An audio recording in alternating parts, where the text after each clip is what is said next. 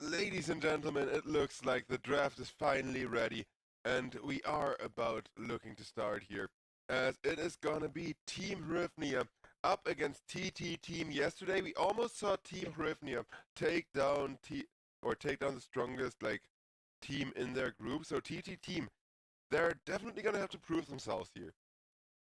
Because I think so far, at least from what we've seen so far, of course, right? Because things can change.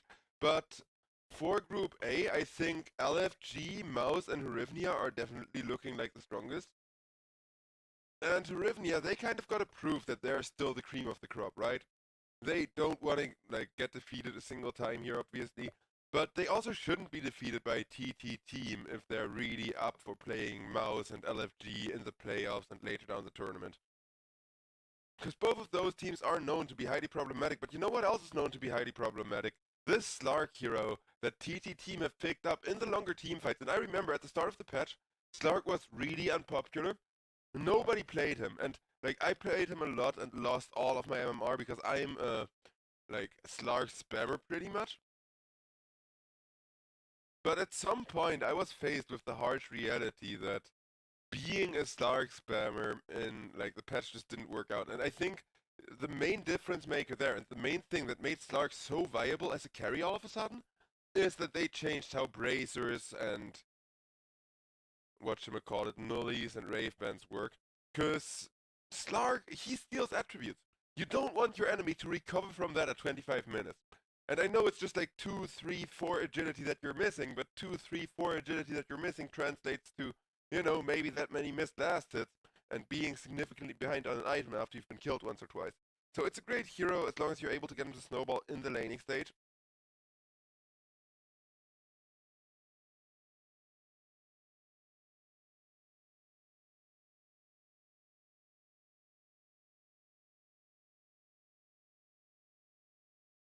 As for Team Hryvnia, with that Morphling, I think they see just how much trouble they have left themselves open to with that Slark pick. Because you can see not just this Clockwork picked up to counter, but also a Pangolier ban. So it's really just prevent all of that lockdown from coming out, prevent Slark from being able to get on top of you or set up a really big team fight. And now Team Hryvnia, other than making sure the Slark is contained, what are you gonna do? Because the thing is, with that Magnus, it's not just the Slark that's scary, right? Now all of a sudden there's the issue of Magnus can skewer somebody into the Slark. Slark can steal himself a ton of attributes on that person. But you can also, when there's no team fight and Magnus isn't there, you can just walk by the Slark, give him an empower and walk away.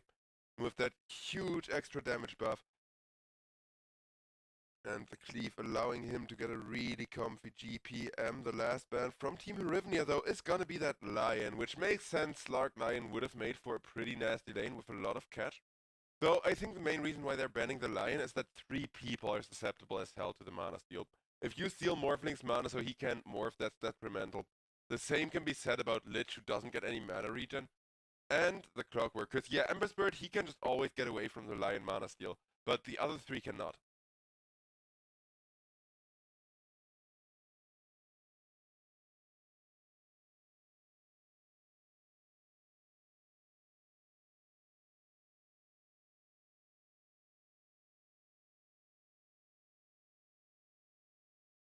With Enigma band out last. I mean,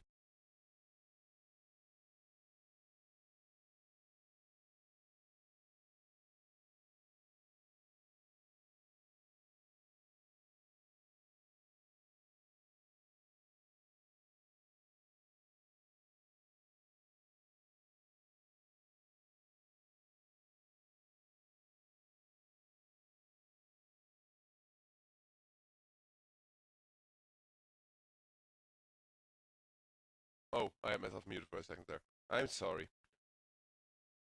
Team Hryvnia, though, they're not too worried about the Shadow Shaman last, because I think Shadow Shaman Slark is spicy. I mean, it's always been a classic pub stomp combo. It's always been in case of team fight, break glass kind of situation. But now that you got a Slark and Ancient Apparition as well, Shadow Shaman, yeah, that Slark carry is gonna come online. Tiny should have a decent lane too against the Ember Spirit because of how much pure right-click damage he got. But at some point or another, Stonebank is gonna have that Beastmaster Roar, is gonna be able to counter not just the Shadow Shaman, but also get on top of the Ancient Apparition or even interrupt Magnus before he can go for that really big teamfight changing RP.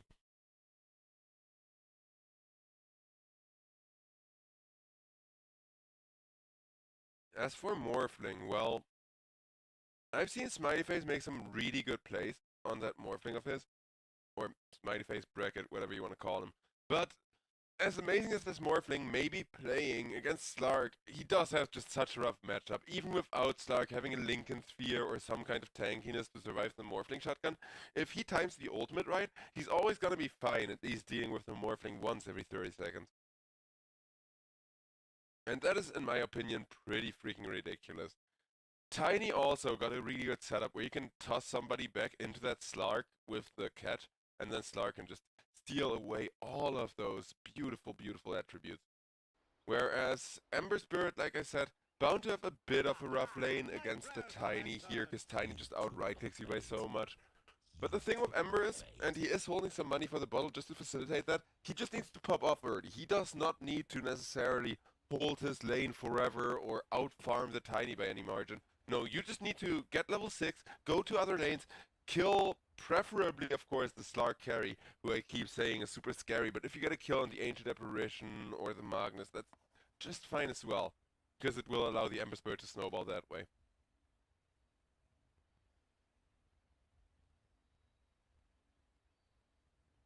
Also, thanks chat, why so salty fries? Thanks for complimenting my hair. Most people don't love the long hair, but it's still winter and we have snow here, so I'm actually keeping it long and like nice and cozy warm. Go when ready is now being called as the go comes on out, so thankfully we're not paused for too long here. And as for the great casting, well, I do hope we get a lot of game number 3s today to cast, because it's only 3 best of 3s today. I'll be casting the first 2 of them. And TT team, like I said, they need to show that they're made out of more if they want to survive this really stacked looking Group A this patch. Like, between Team Quantum, LFG, MOUZ, Hryvnia, everyone is kind of scary. Oh, and that looks like we got ourselves another pause. Package loss of 40. Yeah, Dota has been a little bit rough. Because right now it's the last day of the freaking, whatchamacallit, Crownfall, so everybody is just no-living. I've played a bunch as well, I can't get past Imperia level 4, I'm afraid. Which is sad, I really wanted the smiling cat emoji. I have some rare emojis that I like flexing on people and I wanted that one. But I'm not gonna win 10 games in a row for the like 30 tokens needed to get more freaking mini-game upgrades. Then again, I do like the Crownfall system. I do hope we get ourselves another little map like that to explore. Because, yeah, this, well, the bang for your buck if you spend real money on it isn't that great. This does feel like a nice long-term alternative to a compendium, right? Except the TI tie-in. That was surprisingly poorly done, because they tried to make that its own compendium instead of integrating it into Crownfall somehow. That was a really big mistake on Valve's part, if you ask me. Though as for the runes, they're just going 2 for 2, as of course with a Slark, Team Hryvnia know very well that they just cannot go for first blood or any kind of setup. Just bound to survive that parasitic fish for the first couple of levels here, which I don't think they mind too much. Like, with a Morphling, like I said, he needs to pop off. He needs to pop off so hard because of how hard the matchup against the Slark is. And with a Lich, it should be there. I do like that the laning Shadow Shaman with the Magnus though, because that sets up a lot of potential skewer kills down the line. But right now it is a bit ineffective and it means Morphling gets a really good start to his laning stage at least.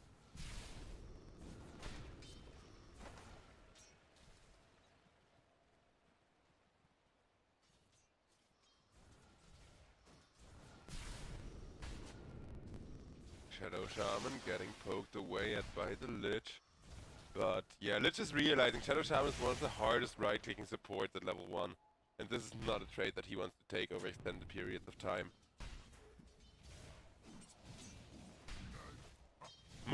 Meanwhile, every time that Risu or Razokyu, damn, I knew how to pronounce that name, but I've kind of forgotten. Well, Shadow Shaman, anywho, every time he looks at the morphling, he makes sure to press the, like, attribute shift, so that even if he gets held down, he's still morphing into strength while he's being held down, at least a decent rate. As for the Beastmaster, well, he's not the worst matchup against the Slark. It's interesting that he's not going for the Axis build here, because yes, Slark deals with creeps somewhat more poorly, but on the other side of that argument is you can't really get a Helm of the Overlord and then expect to do anything against Slark late game scaling and the kind of really snowballing momentum TT team are gonna bring. Stonebank though gets a kill over on SH on the top lane, as Slark may be really resilient to those creeps and have an easy time getting away from the Boars and the Beastmaster, but his support does not. So the kind of interesting skill build here, the kind of interesting order for him to take the skill points, is paying off really well for the side of Hryvnia here. And that's the kind of Dota I want to see from them. Because, yeah, they're known to be like a really scary team. They've gone through freaking 3 different roster changes here in the EPL, like since they've been actively playing in the EPL. And that's a large reason as to why they're not doing any better. Because every time they have like a star player, that star player switches team.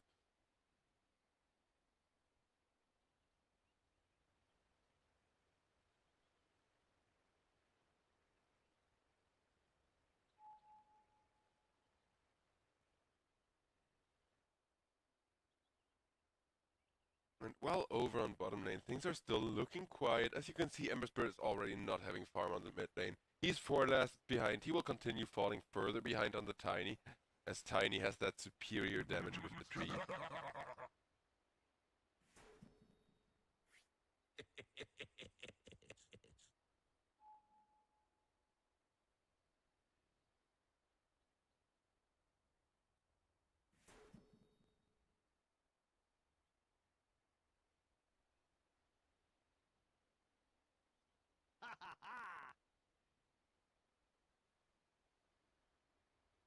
The pause is still gonna persist here, but Sorfang, he is gonna need to do something on that Slark of his.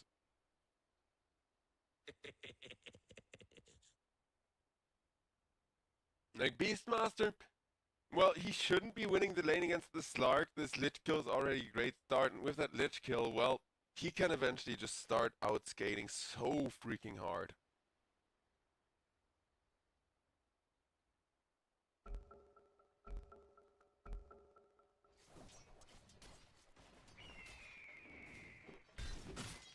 With the go coming out. Yeah, let's wait for Sarfang to get a little bit of momentum going on this top lane of his.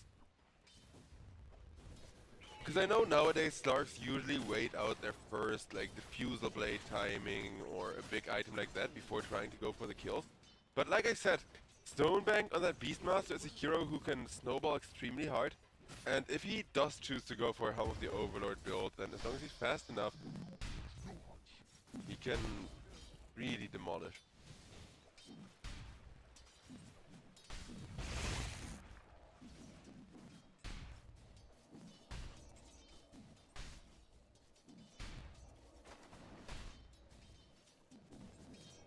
Morphling, just regening up a little bit.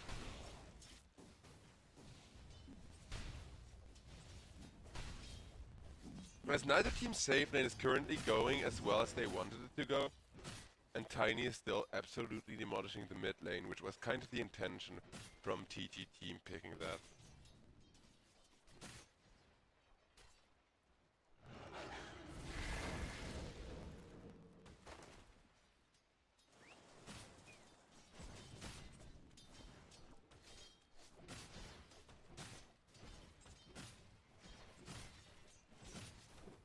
And Stonebank, he's not really too phased by the essence shift, as you can see, because that's the one advantage you do have, like with the creeps. Well, Slark can't be killed by them real. Oh, speaking of being killed real easily, the RT over on the bottom lane goes down to the Shadow Shaman and the Magnus.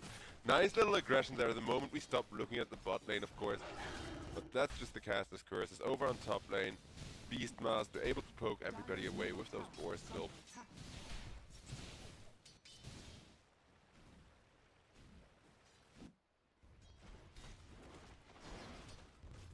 Geo trying to set something up but misses the cock.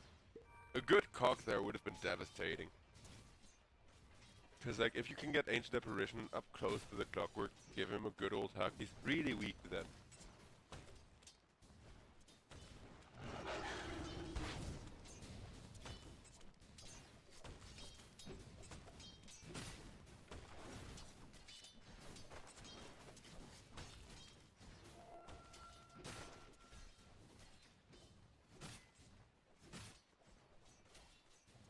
Stonebank. He is indeed looking as expected towards that Helm of the Dominator into Helm of the Overlord build. Not really a surprise there.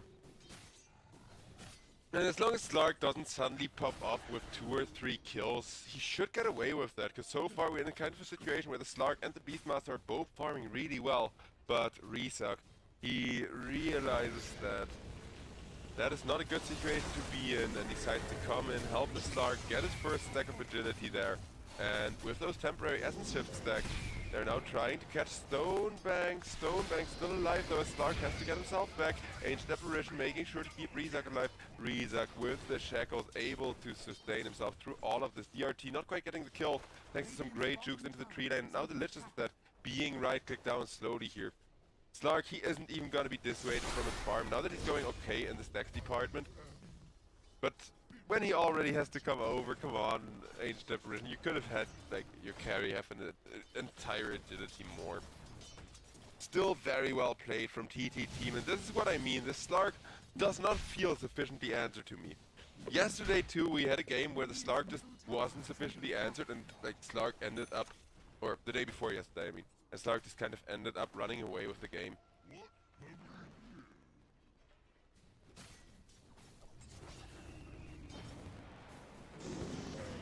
Here though, Apparition is gonna get himself caught, and Slark not really able to get the Essence Shift sticks up like he wanted to, so Rizak is gonna get caught on that Shadow Shaman, and with the double chicken, trying to make as much space as he can, but eventually he will die to that Beastmaster creep. Stonebank extremely happy having gotten a double kill. Because that's exactly the kind of momentum you need if you want to get away with the Helm of the Dominator in the current patch. I feel like it's just too slow compared to the Aghanim build in a lot of situations otherwise. Dire's top tower is under attack. Magnus already looked towards the Blink Dagger, and with 2 levels in the Empower, he is going to have a decent farming speed and should get there without too much ado.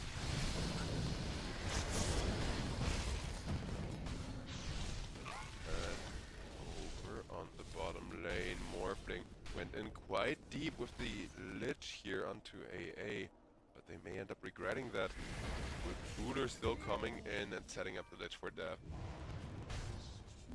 DRT going down, Team Hryvnia now starting to struggle, and it's not even against Sorfang Slark just yet, because Slark, as long as they keep vision on him, they are giving him a hard time under that tower.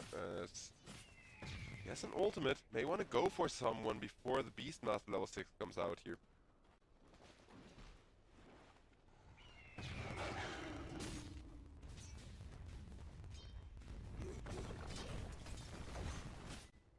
Dire's structures are fortified. Sorfang though, he's just staying back, biding his time. They did have to use a fortification for that, which kind of tells Hryvnia that there's people coming in, but I don't think Hryvnia were expecting this kind of initiation from the Tiny out immediately. Actually they were, with the Ember Spirit coming in, teleporting in just in time to make sure that nobody dies here, and instead Team Hryvnia get not 1 but 2 kills. Slark, he should be fine. Sorfang, he is playing the King of Jukes, but with that Ember Spirit on top of him, he does need to be careful. Kai hitting like an absolute truck. Sorfang, he should still have an ultimate to try and get away here, kiting around the Ember Spirit. But is there anyone teleporting in to help him? Otherwise, Slark may just be going down to these repeated play of fists and the first kill from the Lich. Slark trying so hard to get anything here, if just his own life, but not even that he can have with another huge Slayer Fist coming out from Kai. Kai will die to that though, with the Avalanche Toss combo. As Tiny once more onto Geo with the H Apparition ultimate, they're gonna get that kill SH. Very happy with that, needs to make sure he doesn't die for it though, but I guess he accepts his fate with the Beastmaster being there to body block him off.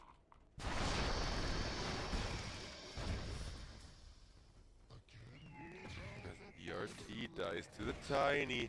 Looks like GT team want more here. Can they get it though on the Stone Bank? With the Slark, they can, and that will be an extra stack of agility. Shadow Shaman though.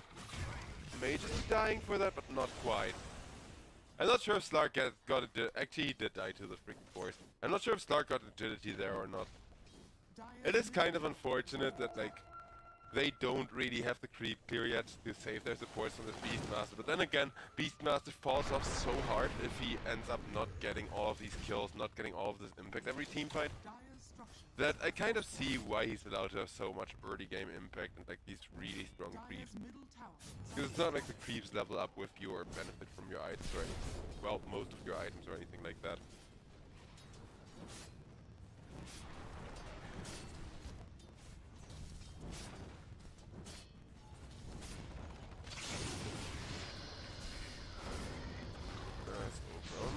Shadow Shaman, poke to about half health. Tiny is the one they really gotta be worried about though, with that hookshot having come out. Nice Avalanche there, keeping Kai at bay, but there's not really anything left to, you know, save the Tiny's life with, so mid-tier 1 is gonna fall for that. And that's a huge amount of gold going the way of Hryvnia, because this Tiny, of course, he was having a free lane against Ember Spirit. He was outlast hitting, out carrying.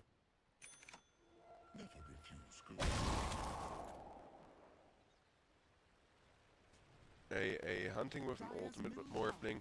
With that Yasha and now a Dragonlance queued up, he is gonna just be fine free farming up the jungle, not even needing that Morbid's Mask that a lot of Morphlings still purchase. I'm a big fan of it myself, because if you like have to shop or want to look at a team fight briefly, you're not immediately gonna get punished for that like a lot of other heroes would, right?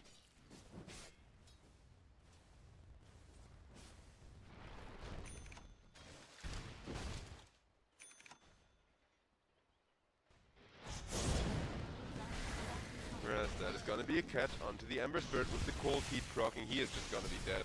Cooler takes the kill. May even have set up another one onto the Lich, as Lich with the Avalanche and the Shadow Shaman ultimate is just certainly gonna go down, as the Shadow Shaman ultimate can now start waiting away on that mid-tier 1 tower. TTT making sure the enemy does not get a significant map advantage. Radiant's middle tower is under attack.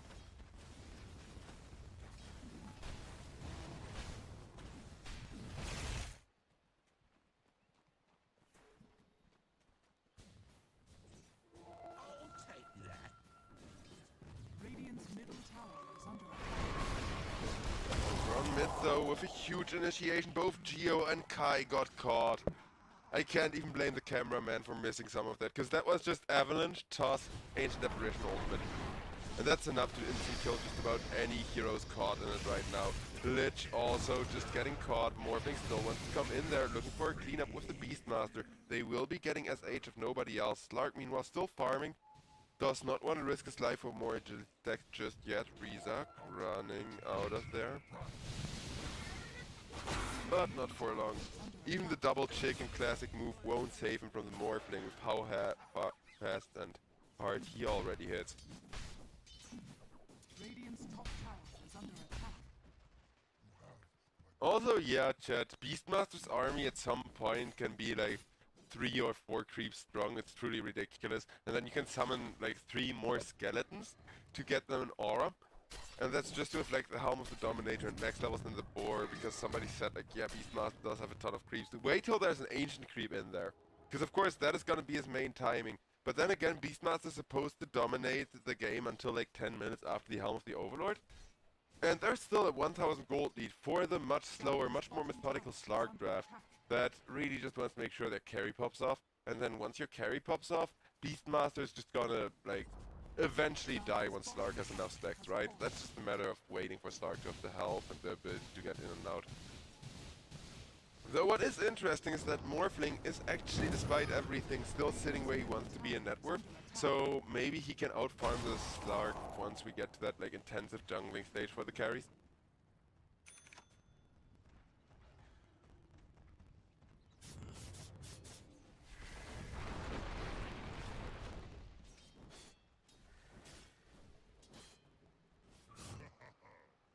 Tiny with that blink dagger, he has an amplified damage rune in the bottle. Could try to find somebody with that. Go for like an even more damage avalanche toss onto somebody somewhere. Sorfang though, he's level 10. And he's just waiting for an opportunity to get more of those stacks once he has like this next big item. Ember Spirit meanwhile, as you can see, he's had a really, really rough lane and just kind of need to Mage Slayer Slark goes for an ultimate just to make absolutely sure he steals Morphling's agility, though with that Roshan coming in, that's actually kind of unlucky for the Slark. As you can see now, Slark is getting zoned away, is in trouble, and no way that they forgot about the Roshan. That's going to cost them the team fight. Magnus will be getting one at least. Well played from Cooler there, as Shadow Shaman comes in trying to save him. Cooler will be shotgunned down by the Morphling from afar. 2 for 2 so far, but they really want this Morphling, so Tiny jumps forward with the Ancient Apparition there to help out, but they don't quite have the damage, and even with that amplified damage rune, Psyduck bar on the Tiny is gonna go down, and yeah, so will Razak. That's a full-blown team wipe. They did not respect the Ember Spirit sitting behind the Morphling there. I don't think they should have gone, obviously. I have all the knowledge in the world. But guess what? Team Hryvnia there too had all the knowledge in the world, because they had a ward down there. And TT Team did not.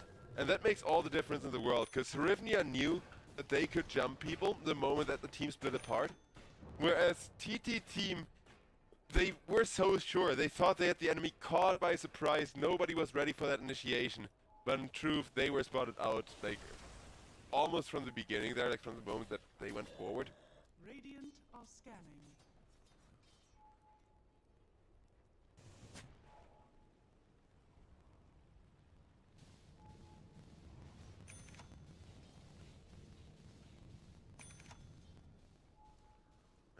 Invis rune bottled up for Spirit.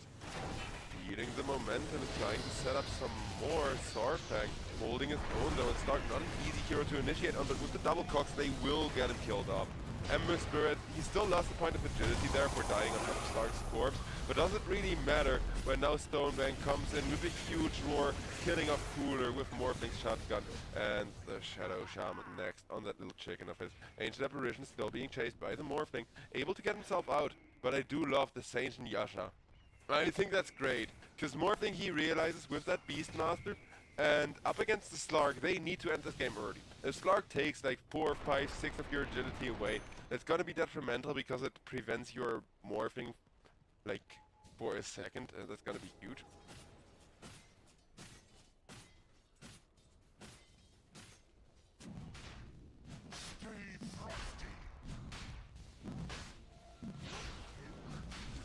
That's gonna be Roshan. Going this aggressive Morphling grasp from Hryvnia.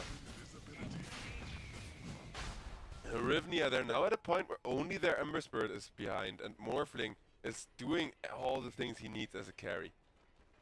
It just takes 1 or 2 deaths on this Morphling to go from, like, you know, killing everyone and having a really good time to kind of having some trouble and kind of, you know, needing to kite out the Slark for really long in order to kill him. But that's why this Aegis is so helpful, because now you can just yeet the Morphling at the backline, have him shotgun people left and right. What we're gonna see, for now it looks like Morphling is quite content just farming up.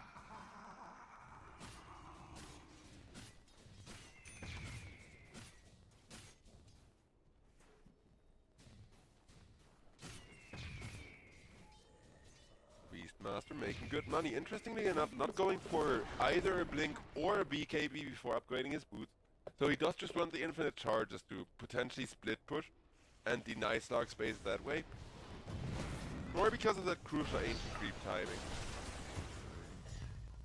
Speaking of Slark though, he'll find himself an Ember Spirit on mid, gladly take another point of agility away from Kai, who would have liked to hold on to that agility if nothing else, as Lich gets bursted to the face with a huge Ice Blast from the Ancient Apparition, though they need a little bit more to kill him off. They will have it with both the Tiny and the Slark on top of that Lich. Hryvnia, they may have an Aegis, but win rate wise, TT team, you can just see, the longer the game goes on, the more Slark stacks are gotten, the easier this game is going to be for TT team. And that's only going to continue, because while Tiny falls off to a degree, and Tiny can be managed in the late game, Magnus cannot. Magnus is just too much of a pain in the ass with that like refresher or double RP, double BKB late game. Speaking of BKB, Tiny will be activating his, Beastmaster will be activating his BKB as well, but guess what? Tiny deals physical damage, so Beastmaster goes down first in that little BKB'd up duel there, as Morph goes for a nice Morph into the Tiny, will help isolate the Tiny with his own toss. This Morphling, like, he's such a good player, I gotta say. It's just little outskill moments like this that have won his team all the games I've seen them win thus far, but they're also drafting around it, right? They're first picking a Morphling, which is more of a comfort pick than a hero that you ever want to first pick, with how easy he is to counter with an AA and with a Slark. But despite Morphling being double counter, Slark's still only at that like 1k gold lead stage with his team, and Slark himself is at the very bottom of the course for his team. It's only Ember Spirit that's behind Slark. Radiant's bottom tower is under attack.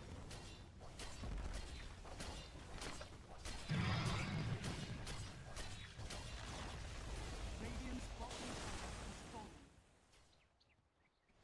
Bottom tier 1.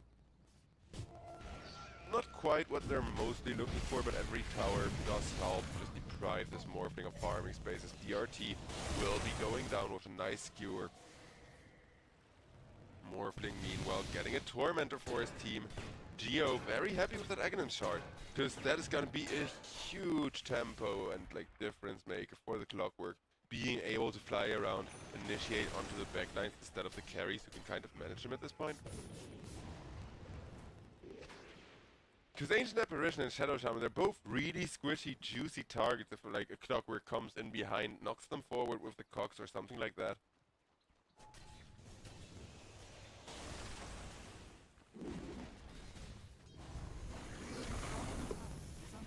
Yes, that is gonna be a Shadow Shaman ultimate.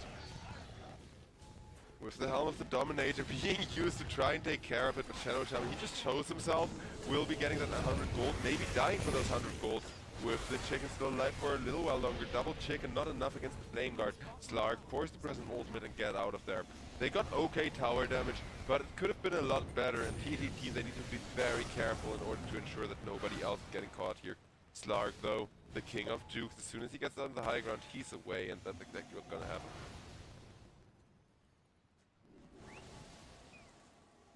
He'll even be getting a wisdom rune for the troubles.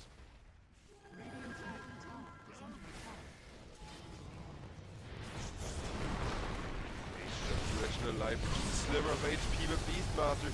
He may not be so lucky. Out comes a huge Lich ultimate, but guess what? Slark already bought a shard, man after my own heart. Sorfang, he appreciates the Slark shard and knows that he should be getting it as close to 15 minutes as possible. Morphling dies once, and if it was only the once, it wouldn't be an issue, but there's an Ancient Apparition ultimate on top of him, and now with that Slark, it's just a matter of time till he pops. Will be getting himself out of agility range with that 4-step, but will still be dying, as Slark chasing for more, and a Tiny with a double damage rune there to set those kills up for him. Avalanche, Pounce, Beastmaster, just dead. Shadow Shaman holding down another one for the Tiny. Slark, poor Slark, can't even catch up to get his agility, but I don't think he needs to, because this is what I mean. Like, Slark and Magnus are both so freaking cancerous in a team fight. And Morphling doesn't have a way to deal with either of them. The fact that he was quite deep and didn't get a support kill for that matters as well. But it wasn't just the Morphling being out of position, because Morphling kind of secured his own life for a while with that Morph and had an Aegis. And with that Aegis, most other heroes would be able to do a lot more there. like heroes that don't get countered by the Slark and the Magnus so much. And the AA, of course, but you know, the AA ultimate is as good as the lockdown that you have to set it up. If you can't keep the Morphling from just waveforming away, then he can't be AA ulted all that easily.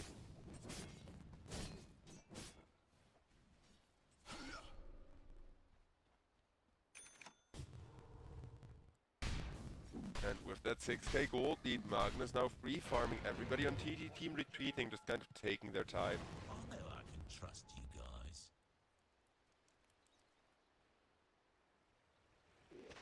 Morphling. Saving up for Amanda's now, which is gonna be huge, because it's gonna re-enable this push together with the Beastmaster creeps. Make sure the tower pressure is once again gonna go the way of Team Hryvnia, because right now they are definitely lacking it.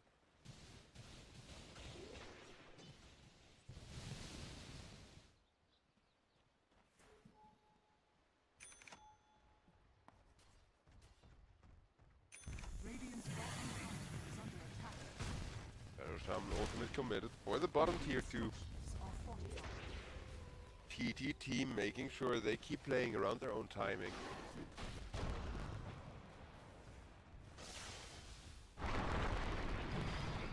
Radiant's bottom tower is under attack.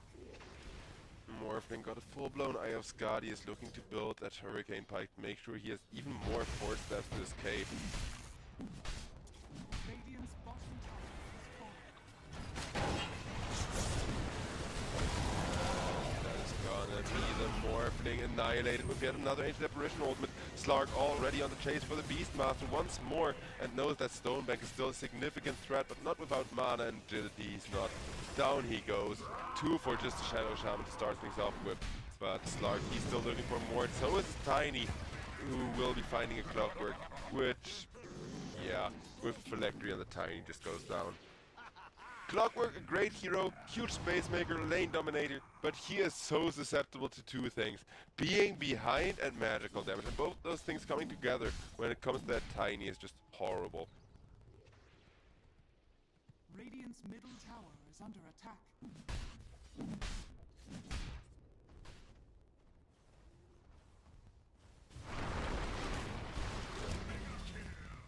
And that's gonna be DRT going down to the Tiny. Radiant's top tower is under attack.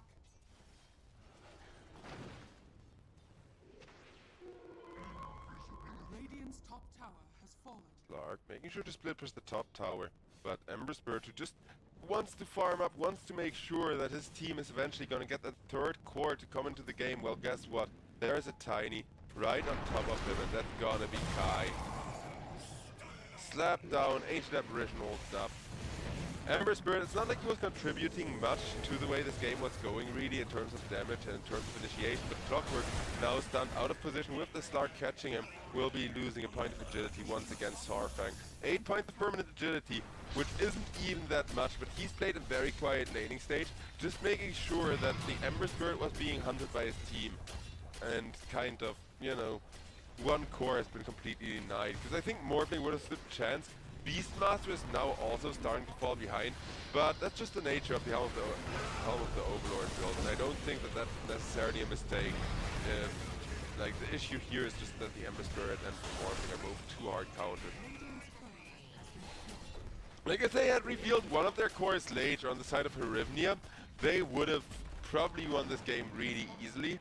Now instead, 20,000 gold lead, Slark already having all the attributes he needs, and the lane of Rex having fallen with Tiny starting to slap another one. Is under attack. It's not looking good.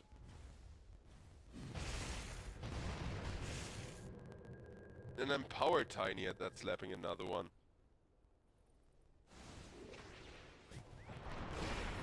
Over on top lane, Morphling will actually be found with Sourfang and an Ancient Apparition ultimate. Now we're in owned territory with 20,000 gold. Yeah, this is just down to the draft.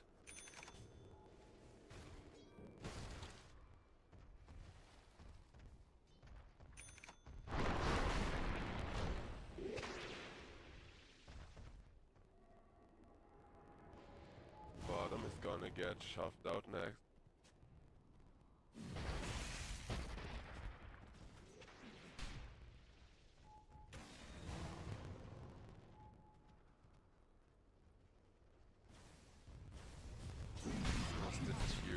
tower is gonna get wrecked here.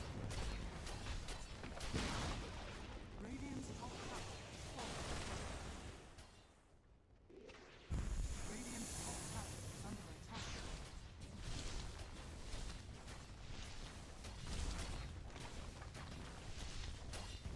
That is gonna be tier 3 tower number 2 fallen. Morphling is back, but the Shadow Shaman ultimate here still looking to get some work done. Even with the Beastmaster Speed Guard coming in, trying to make something happen, but guess what? The Beastmaster just skewered out of position. Sorfang unstoppable. I mentioned it during the draft, but the new Magnus skewer range is so cancerous. It's the bane of my pups. I constantly forget about it because I'm used to old Magnus who needs level 7 to skewer you under the tower from like really long range, not level freaking 3. And with that cancerous Magnus skewer range, they're gonna be able to take a second lane of Rex here. Maybe even a Morphling. Yeah, it's GG. Morphling dies with the Ancient Apparition ultimate and Slark sitting on top of him. And this is just Team Hryvnia getting outdrafted. Like, 2 of their cores got counterpicked. The only core that wasn't completely counterpicked was a Beastmaster, and that Beastmaster was forced to go all in into the early game, right? Because while Slark is a pretty strong laner, Beastmaster also needed to compensate for like 2 other lanes losing, and all of a sudden enemies being able to show up on his lane where he can't fetch hold his own. So that's really freaking rough. It kind of happens, but you also gotta remember, Team Hryvnia, they first picked this Morphling. And yeah, Team Hryvnia's Morphling is amazing. They have an amazing carry player. Even with how devastating that game looked, their Morphling is still going 4, 4, and 6. Stonebank, meanwhile, freaking 10, 7, and 10. He's actually going positive. But Morphling just got picked too early. If he was last picked instead of first picked, it would have been such a huge pick. Then again, they wouldn't have gotten through with a Morphling last pick, and that's why they kind of had to acknowledge the fact that, alright guys, we're gonna try to pick one of our favorite heroes, but because everybody knows Morphling is one of our favorite heroes at this point, we're kind of gonna have to accept the reality that our Morphling needs to be a first pick and needs to be countered. And as it turns out, if Slark is still left in the draft, not worth it, because Slark and Ancient Apparition are both the biggest Morphling counters in the game, and having both of them on the same team makes the game unplayable. So with that, ladies and gentlemen, we're gonna head to a little bit of a break, see whether the draft in game number 2 gives Hryvnia more of a chance, and whether maybe, just maybe, we're gonna get ourselves a game number 3. I'll be seeing you all after the break.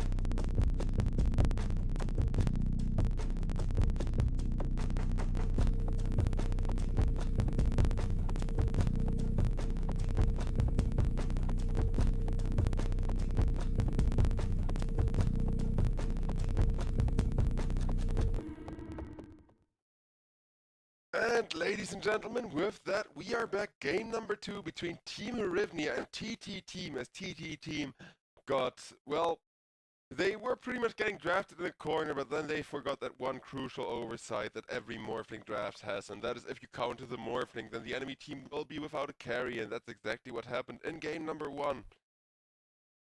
So, yeah, well, Team Hryvnia played it well. They just didn't have a solid enough win condition to actually go past the point where Beastmaster could solo carry with his Helm of the Dominator and, like, a bunch of auras and stuff.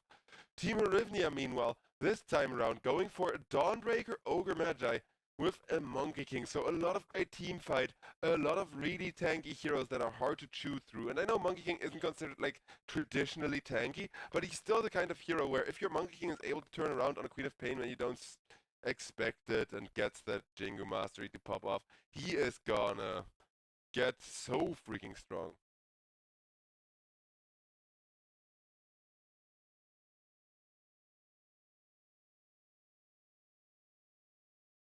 TT Team looking to go for a last ban.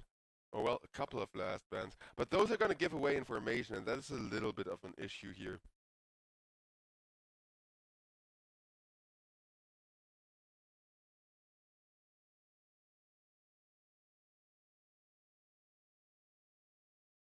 Urza carry though for TT Team, so I love that carry pick, but it's only as good as the like heroes you pick to lock people down for the Urza, and I'm thinking maybe a last pick Bane, because the new Bane is so obnoxious and a lot of people underrate it just because it's not the biggest support and like really ultimate based. But it does give you a guaranteed one lane with then Feeble alone and the power that gets you.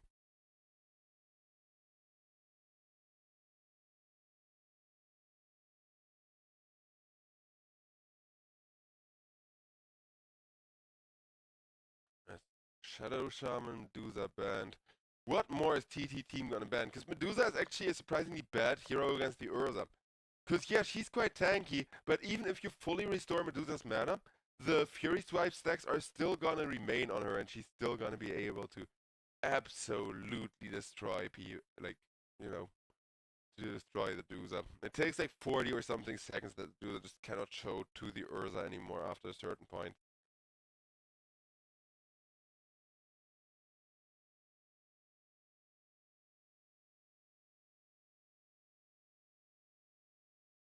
Hryvnia. Like, Hryvnia got a kite around this Urza, because their tanky, beefy-ass Ogre and Dawnbreaker aren't really delivering what they're supposed to deliver anymore. They're not really those super tanky, high-health frontliners that nobody will get past. When there's an Urza who just, the longer he hits somebody, the stronger his right-clicks get.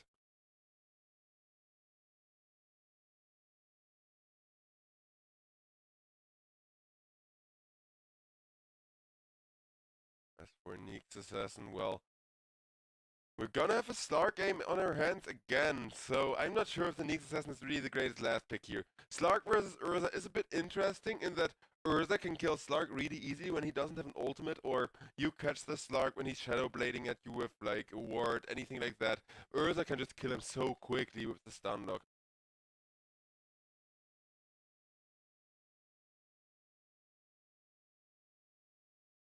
As for TT Team though, they have a lot rougher of a draft than they did in game number 1. I wonder if they still want to build a Battle Fury on the Urza, despite the fact that they have a Magnus, or if the idea is, hey, we got a Magnus and an Urza, so we can put that permanent empower on our Urza, make sure we don't have to build a Battle Fury. But I think even if you skip the Battle Fury on the Urza, which is an entirely fair game, you do need to kind of make up for the fact that you don't have the cornucopia for the regen. So if you're gonna skip Battle Fury on the Urza, you're gonna have to get another farm or regen item. Like, my go-to is Maelstrom with Empower. It's really, really good, because not only do you get the magical procs, they go through evasion when somebody else gets, I don't know, a Radiance, a Butterfly, anything like that. And in addition to that, it's really freaking helpful to have a Maelstrom for the extra attack speed when you're already being empowered, right? Because nowadays Maelstrom is more of an attack speed item than it used to be. I remember that when Maelstrom just gave damage, and you had to build a freaking Mjolnir if you wanted the attack speed portion. So, as we're loading in, No 0-minute smokes, which is a little bit surprising. Oh, never mind. Yeah, that's what I mean. TT team, they're really good at running outside of the base and maybe even setting up an Impale First Blood. Or if they're not going to set up an Impale First Blood, at the very least get superior ward control for like a potential skewer play.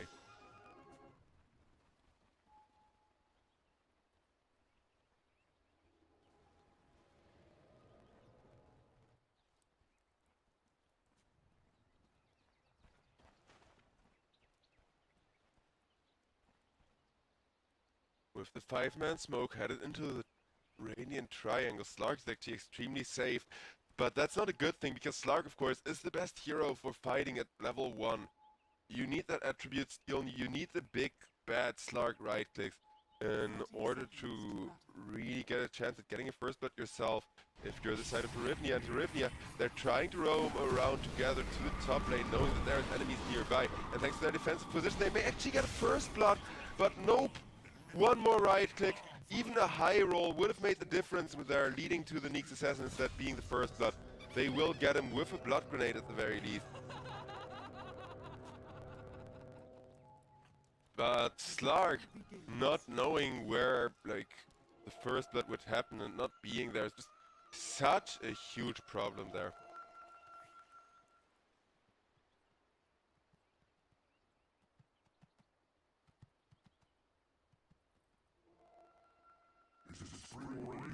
The kills will at least be equaled out going into the laning stage. And looking at these lanes, Dawnbreaker against Urza not a great lane. But for the same reason, Magnus is also gonna have a really hard lane, because both of those are melee heroes that every time they hit you in a row, their damage is gonna get bigger and they're gonna get more cancerous, right?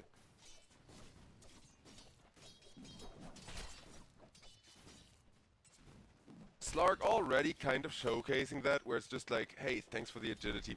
You're not gonna be able to last. Because of course Slark, I say. Magnus is an all-stat hero, and Slark is the best counter to all-stat heroes that you can have.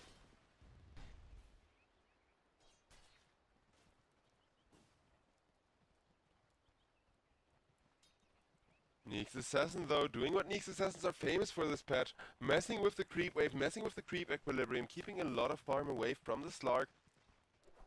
And even if he gets farmed, then it's gonna be like this, behind his tower, really, really carefully with a Magnus on top of him. Radiant's courier has been killed. Definitely an interesting approach on this Magnus versus Slark lane that we have seen once before today, actually. Radiant's bottom tower. Just this is a lot chiller for the Magnus. There's gonna be a lot less chance of Hryvnia being able to secure themselves that permanent agility. And then again, the other way around. Cooler. Despite how well he played in last game on that Magnus of his, he needs to be very careful with the lane that he is dealing with.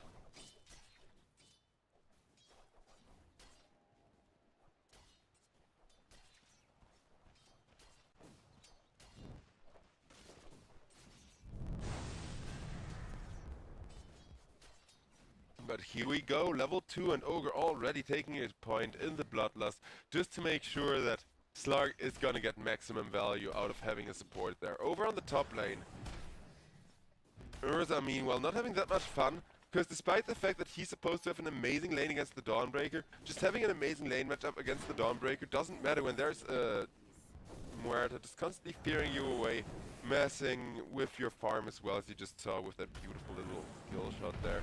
And now Stonebank coming in to deal all of those creeps for himself. Shadow Demon at least stole some of them still, so it's quite alright, but Sorfang will be a little while till he manages to actually come online and pop off.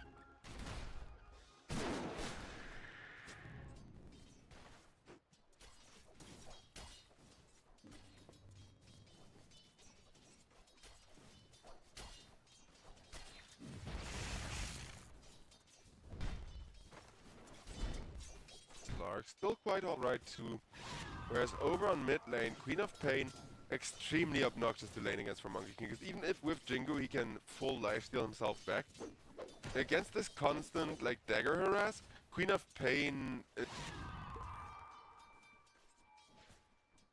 out-sustaining you in the long run though. Monkey King Making sure to at least get some value from that clarity there.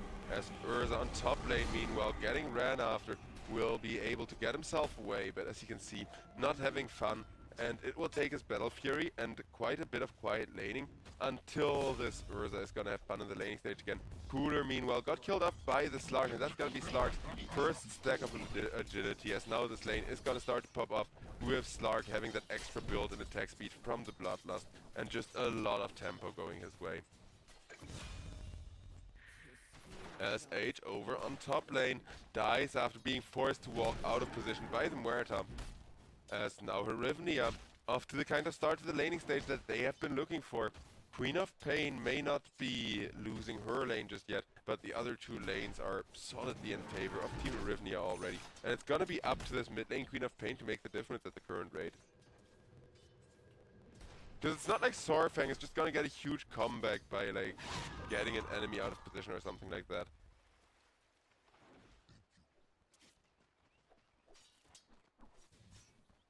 Whereas Monkey King, sure, he may be a little bit behind in CS, he may be a little bit behind on the Queen of Pain as a whole here, but he is still farming alright, and he's still doing a good enough job in the mid lane.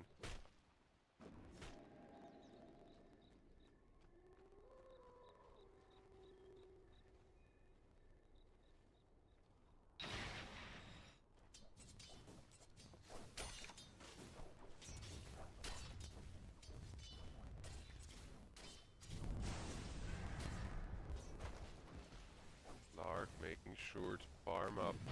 Would love to find more agility, but he doesn't have that level 6 yet. So harass is still a bit of an issue. So as you can see, he's already having a completely free lane with the power of just the Bloodlust and his passive coming together. Whereas DRT makes sure to keep an eye on... No, bro, respect the high five. What are you doing, DRT? You gotta respect the high five, man. Geo, meanwhile, getting ran down with the Shadow Demon, another poison, and down he goes to his own illusions as well. Urza, lane stabilized once again, still very much needs himself a Battle Fury in order to pop off here, and first wants to go for that little bit of extra movement speed to prevent kiting by just a bit more. Because as an Urza, being kited is kind of part of your job description, right?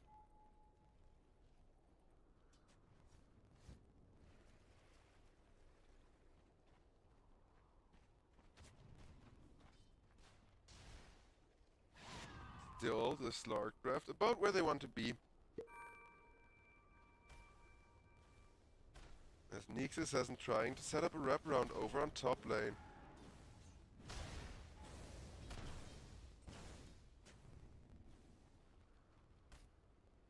Ooh, I don't think they saw him. Okay, they did, never mind.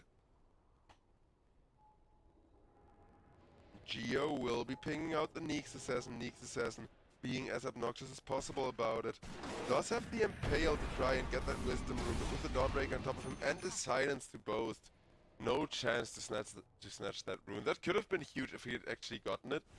That's of course why teams risk so much, because you get that 300 extra XP per rune picked up, and then you pick up another rune, and then one of your heroes has a huge XP advantage.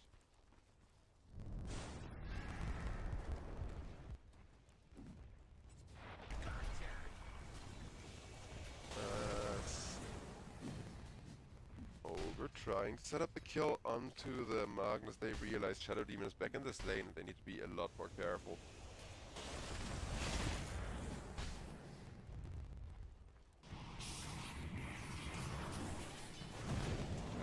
Trying to set up onto the Slark with the ultimate still fine, turning around, nice slow coming out from the Ogre to make sure that Slark can still keep going. The Dawnbreaker comes out as well. That is going to be a double kill for the Dawnbreaker, but more importantly for the Slark, 2 points of agility at the bare minimum there without him dying, as now Team Hryvnia have this game under control, and the Queen of Pain. That's the roughest part, because if Queen of Pain would have turned that fight around there, it would have been exactly what we want to see from her, but nope. Nope.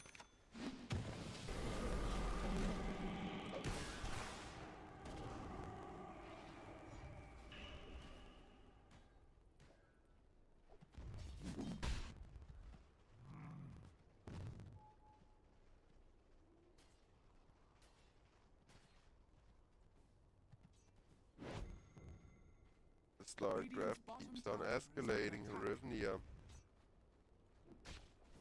feeling quite good about all of the lanes now, thanks to Queen of Pain, having taken the death there.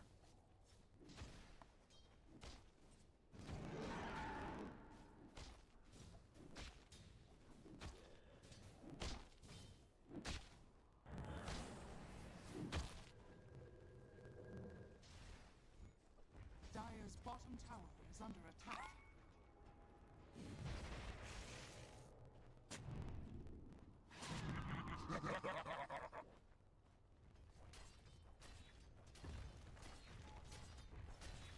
Worthy to Dire's structures are fortified.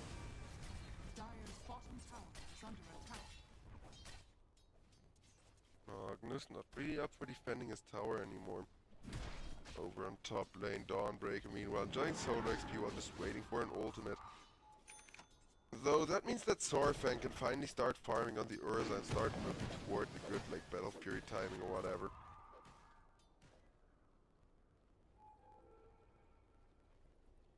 Dire's bottom tower is under attack. Over on bottom lane, meanwhile, Cooler goes down to the Slark, 5 stacks of permanent agility, Diffusal Blade already done, and with that, the bottom tier 1 tower also already done, quick and dirty, the way Slark likes it. Having a Dawnbreak on the same team as the Slark, by the way, is freaking amazing. Radiant's top tower is under attack.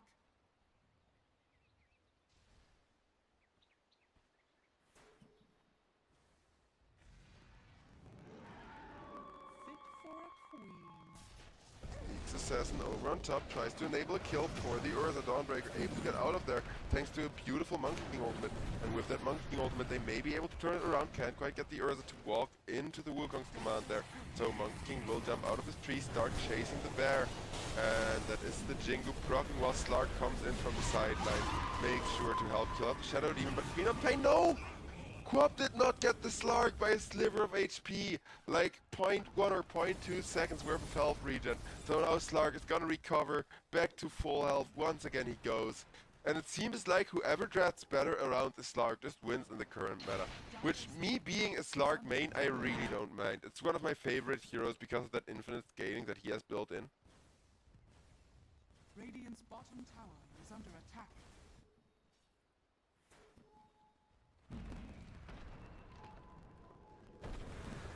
Nyx Assassin thinks he's being sly, but Monkey King already spotted him out. And with the Nyx Assassin being spotted out by the Monkey King, he's gonna go down. Urza. This Sorfang is smart enough to walk away before being faced with the same issue.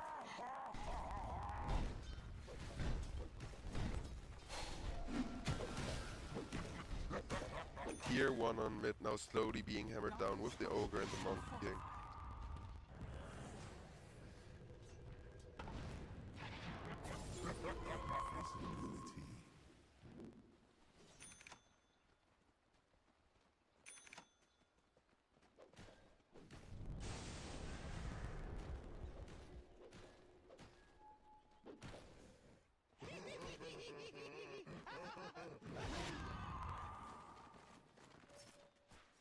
Two to 11. TT team, they still have time to turn this around, but that time window is running out for the faster and faster. Slark once again catches somebody, but this time around it's Queen of Pain. Nyx Assassin is there to kind of help out, but for how long? Well, not for long enough at this rate. In comes a beautiful RP though, and this time around they do catch the Slark.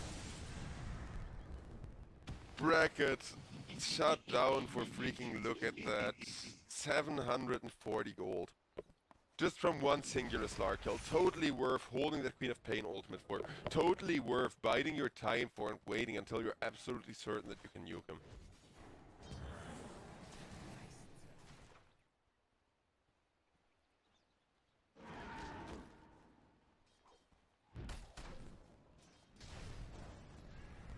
Looking at the items. Urza is gonna go for the Battle Fury and he is gonna have an okay Battle Fury timing. Nyx Assassin meanwhile following the meta build, though his Dagon timing will not quite be as great since he kind of had to sacrifice himself a bunch already to try and set up those team fights, try and get good vision down. Top tier 1 tower will be dying for that. making Stonebank very happy because with 45 seconds left on his ultimate he can't quite be as aggressive in your face as he wants to be.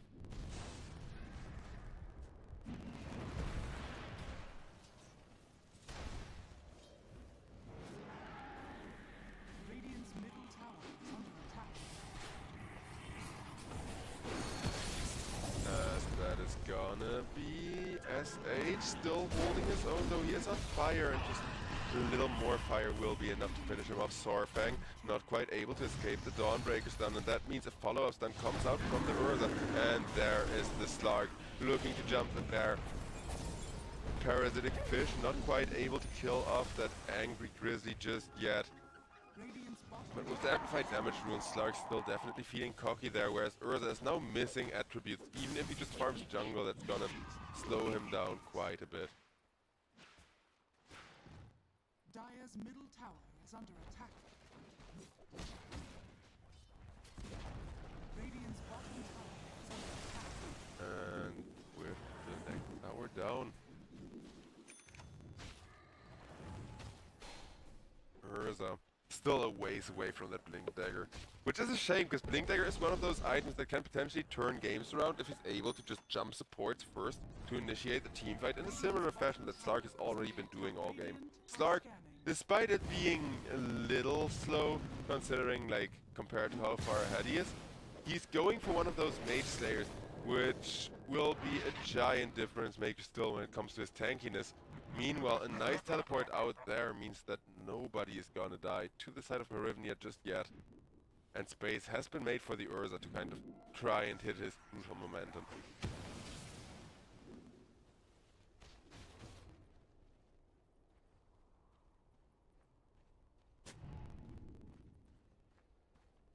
Dire are scanning.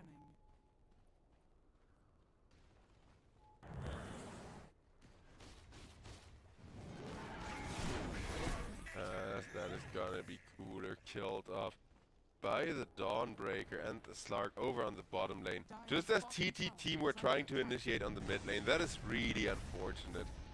But now the global aspect of Hryvnia's draft is gonna come into it, and it's gonna make things all the harder for TT team. The Assassin lit on fire, caught by the Slark, and look at Slark go. Just taking that agility like it's nothing, stab after stab. And now that issue is, the longer Slark keeps doing this, the harder he'll be hitting because of that infinite stack mechanic that he's got.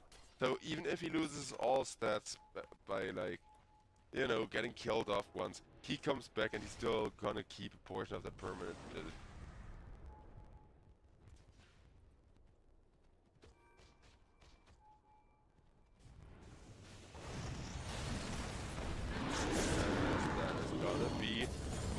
Another initiation attempt, this time round onto the Slark. Slark able to get out of there with a beautiful jump. Queen of Pain trying to nuke him down together with the Neek Assassin. They will get the Slark in exchange for two of their heroes though from the side of TT team, as S8 getting ran at, and will be a third. 3 for a Slark is not quite worth it. That is a lot of resources gone there just for carry. Sorfang is still farming. He now has a Blink Dagger to jump around the map and farm even faster. But as you can see, he's still missing some of those permanent, some of those semi-permanent attributes to the Slark, despite the fact that Slark has died a long while ago.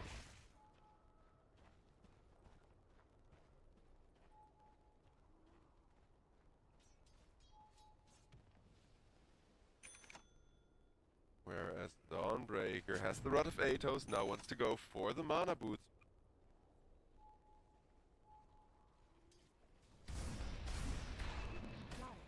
Scanning.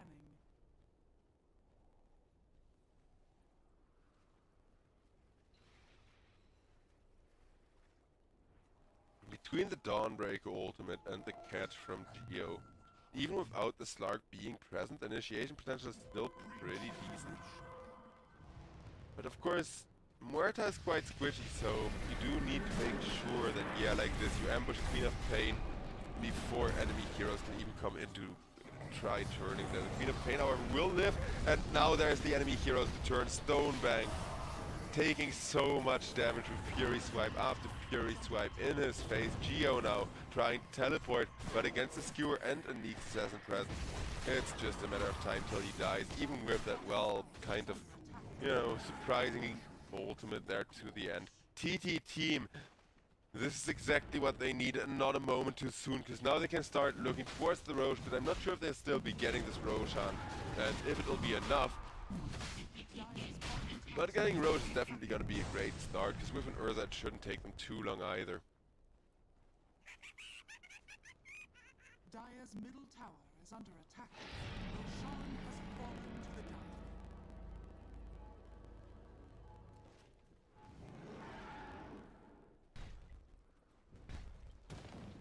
As with a 2k gold lead. Slark once again decides to go on a hunting, and this is what I mean, Slark's just such a difficult hero to come back against. Because even if he loses his permanent, or like semi-permanent attribute stacks, just by right-clicking, he's kind of gonna start snowballing up real quick again, and can then kind of hold the team fight on his own as Slark. Radiant's bottom tower is under attack. Looking for an Aghanim Scepter, trying to get better at focusing down those backlines and kiting around the Urza. He is pretty much the one thing, like the one kind of puzzle piece holding Hryvnia together. We should accept that reality, but that's just the nature of Slark draft. Like, the entire team has to play around the hero, and more often than not it's worth it, and the Slark kind of wins you the game for it. Though with this initiation not looking all that clean, Dawnbreaker is actually going to be in a world of hurt, as out comes a nice Dawnbreaker ultimate, but Dawn is already stuck, will be able to get down the high ground, but with the Shadow Demon ultimate still dying, as the Monkey King ult enables a kill on the Shadow Demon, but only the Shadow Demon, as Slark goes down to the Queen of Pain, and Queen of Pain is starting to finally have that impact that we have been waiting for. Being able to do huge magic. Oh, I think they saw Monkey King in the trees. And Monkey King is jumping out. Urza almost caught him again, knows which tree he's in, but Monkey King already teleported out, and that is just space created for his team to back off once again. Beautifully played there from Hryvnia. Because at this point the Slark has died twice, and the Urza is becoming a factor slowly but surely. But the Monkey King is kind of just creating so much space in plays like these, where people are forced to either chase him or just brutally die.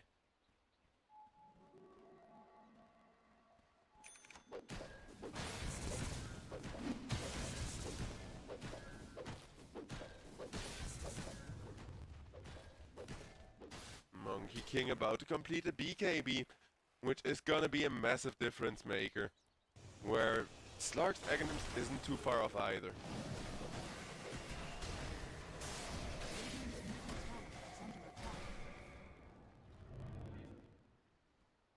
Geo, meanwhile, getting the Aghanim shard for free, something that Muertas are very much happy about. Muerta, of course, just like Slark, people may overlook it because it's a little bit of a weird stack mechanic, but Muerta 2 has infinite stacks, where every time you kill somebody during your ultimate or you get an assist, while you're like within right-click range, I think, of somebody that you right-click within the ult in like 3 seconds or so, you get stacks. You get stacks is what I'm trying to say here.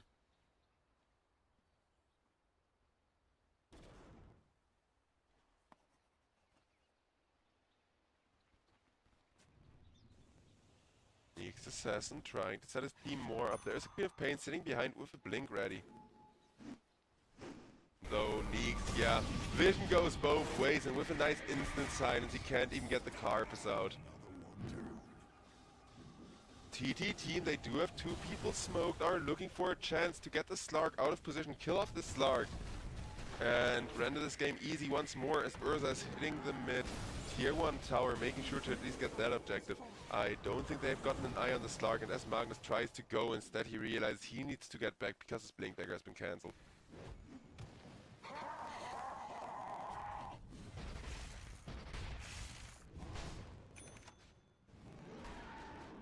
Dire's top tower is under attack. TT team holding the game at a stalemate, at least for another minute, while they're able to keep that Aegis of theirs up and running.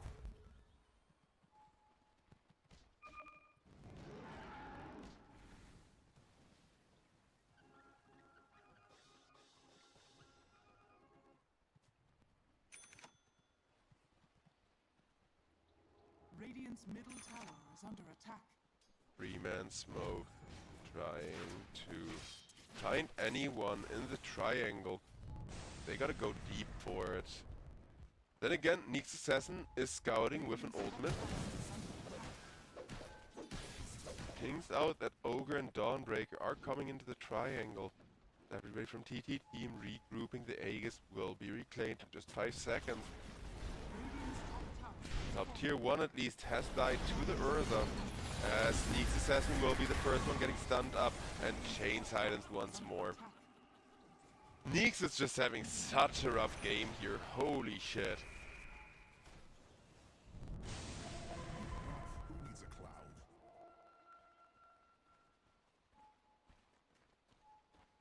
Radiant are scanning.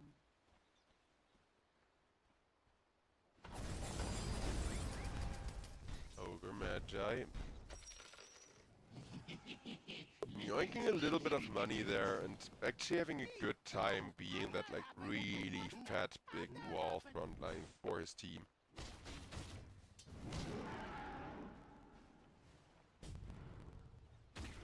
It's both cool that heroes in Dota who have like a larger than average hitbox are supposed to be the tanks and that it affects stuff like the Slark jump and, you know, similar abilities that you can tank for your team.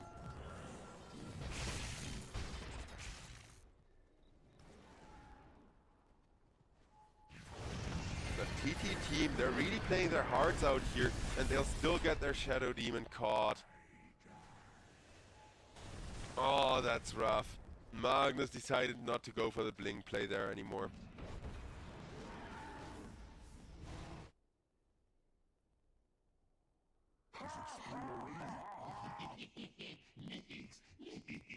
As it looks like we got ourselves yet another pause for the lags. This time around, Muerta is disconnecting, so hopefully a disconnect and reconnect is just gonna fix it. More often than not it does. But yeah, the Dota servers, they are really struggling, because once again, ladies and gentlemen, your daily reminder today is pretty much the last day of the like event thingy, at least if it's not like half of the Dota events that end up being a week longer until the next patch is ready to drop. But either way, the event is gonna end soon, so if you want to finish your crown fall, make sure to do it now. That's also why the servers are struggling so hard, because everybody is just trying to get those tokens.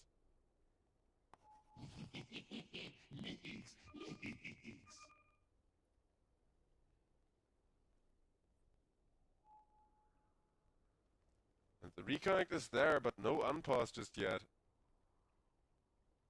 Hopefully not too much longer.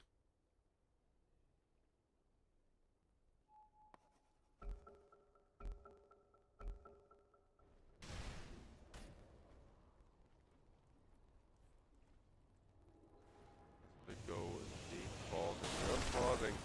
Slark decides no longer to try and provoke anything. Doesn't have the shard either to kind of make team fighting even easier for him.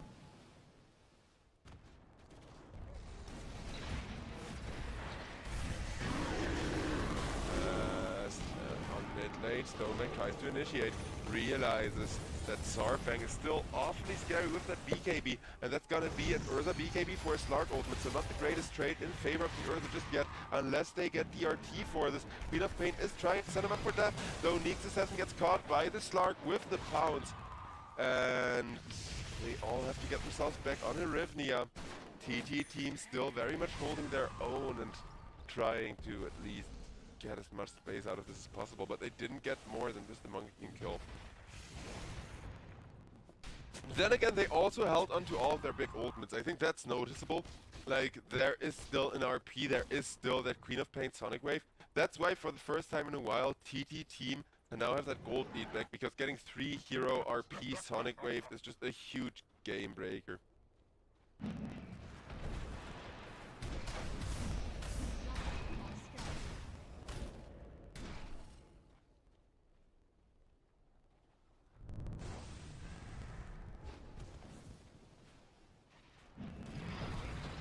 Dawnbreaker trying to go on the Neek's Assassin.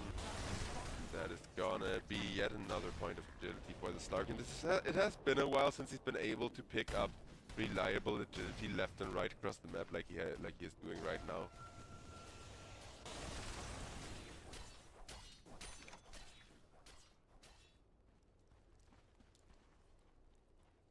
Slark with the Aghanim Scepter. Now also got that Aghanim Shard coming in, which can of course not just save team fights, but be absolutely game breaking. Dire are scanning.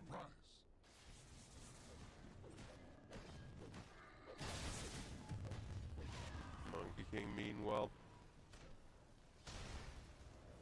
just kind of biding his time. I wonder if we could see a Monkey King refresh orb this game. I think that wouldn't even be bad. Slark though gets pursued by the Neeked Assassin. Neeked Assassin, however, gets absolutely annihilated there, surviving a sliver of HP, but the Queen of Pain comes in, and as everybody was still trying to get the Neeked Assassin, both Kai and Stonebanks died to that huge sonic wave, knocking them in place for the Urza to cleave across them. Beautifully played. This is why TT team hold on to their ultimates. This is why they wait for that really good timing. Because without that really good timing, they may not be able to compete against the Slark anymore. But that was a 3 for just the Shadow Demon. And both the BKBs still being ready from the Magnus as well as the Urza to now respond should they be initiated on as that Roshan gets contested.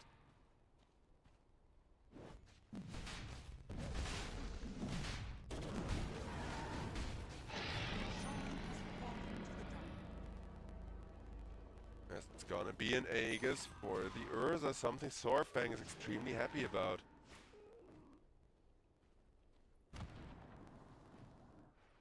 Dire's bottom tower is under attack.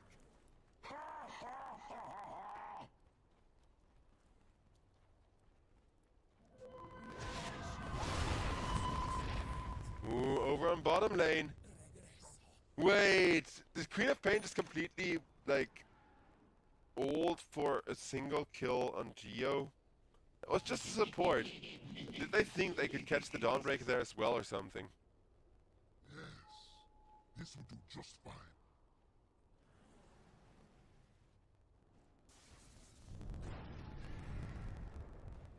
Radiant's top tower is under attack.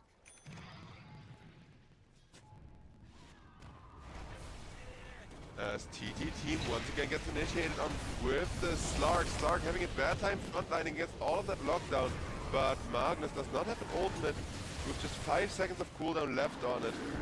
Monkey King trying to get some space in with the Wukong's command, but that huge armor does not matter when the bear is just clawing away layer after layer of it, and is now going to do the same thing to an equally supposedly super tanky Dawnbreaker that just gets clawed, and clawed again.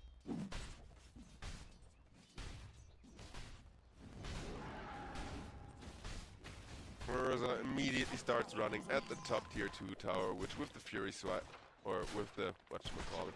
Fury Swipes is the passive. What's the name of the freaking attack speed anymore? Well, either way, with the like Urza attack speed, they're gonna get this tier 2 tower in no time, as you can see. Fortification has to be popped out, but I think it's not really gonna matter other than by 5 seconds here. Radiant's top tower has fallen. Tier 2 tower down, Slark splitting the map. I think everybody on Hryvnia knows all they need is their Slark to make a comeback. And that hero can enable it. Urza, meanwhile, already got the Octarine core to have even more ult uptime and be able to spam that. Radiant's middle tower is under attack.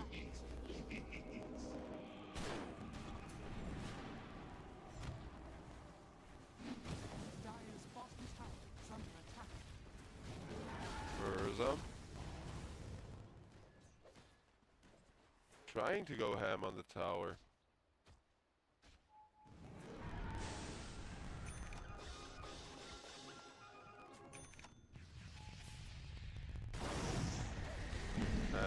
Dawnbreaker almost dead, gets the ultimate out, but against the Queen of Pain staying, and the ultimate is no match. A Slark comes in, but can he do anything?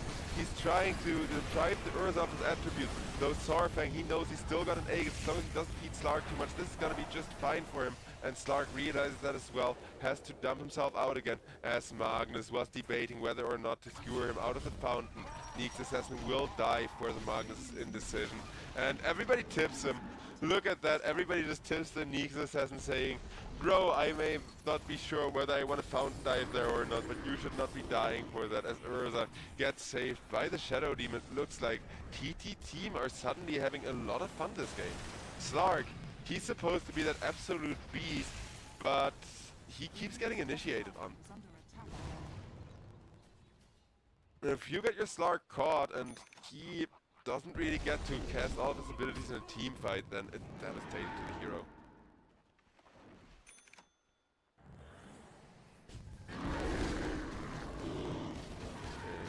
Comes a jump from the Urza onto the Tormentor, making sure that gold lead is gonna snowball even more. 17k gold lead. 18 as Geo dies. Though the tier 3s are still really well guarded, Slark, he gets himself spotted by the entire enemy team, just wants to kill off the Urza. They will get the Urza once for that, but that is just before the Aegis was ending, with just 10 seconds left on it, or even less.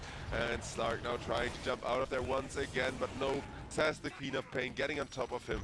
Empowered Queen of Pain as well for that extra right-click damage. There's still a tier 2 standing on the bottom lane, but I don't think a single tier 2 is gonna buy enough time for the Slark to make a comeback here. Unless they find a really good initiation with a smoke from behind or something like that.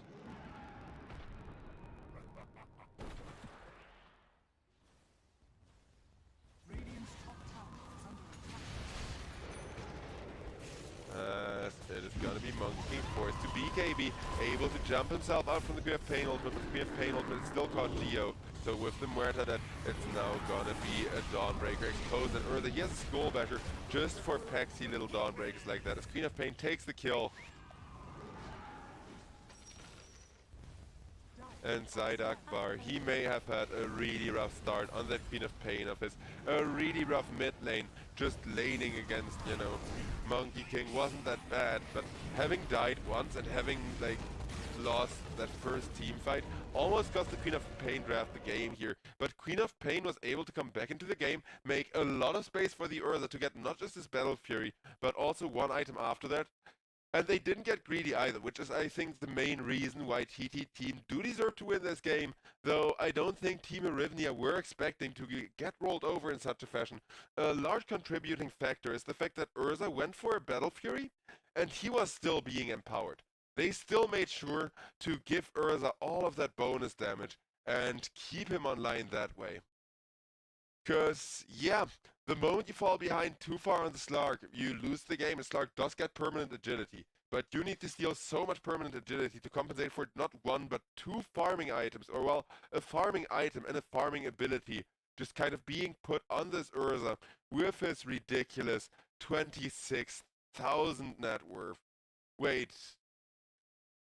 Yeah, okay, score did get fixed there, so yeah, it is a 2-0, of course, for TT team, which was unexpected, but TT team, they needed this. They were down 0-2 in the group stage against Team Hryvnia, who already at least won one game in the previous series they lost. So 2-0ing was pretty much the only outcome the TT team got to kind of, you know, secure a good start into their laning stage. Also, there's a little ninja sneaking up behind me as it's break time, saying, hey, you're going to a break, now you need to hug me. Yes, I am hugging you, my little black obnoxious kitten. Anywho, ladies and gentlemen, as with that, it looks like TT team are still gonna look to make it an exciting laning stage. We are gonna have about an hour of break time here before the next series is gonna kick off. So, ladies and gentlemen, enjoy the break. Make sure to tune back in again in about an hour for game or best of 3, number 2 of the day here at the European Pro League, season number 23. Thank you all for watching, and I'll be seeing you all in a little bit.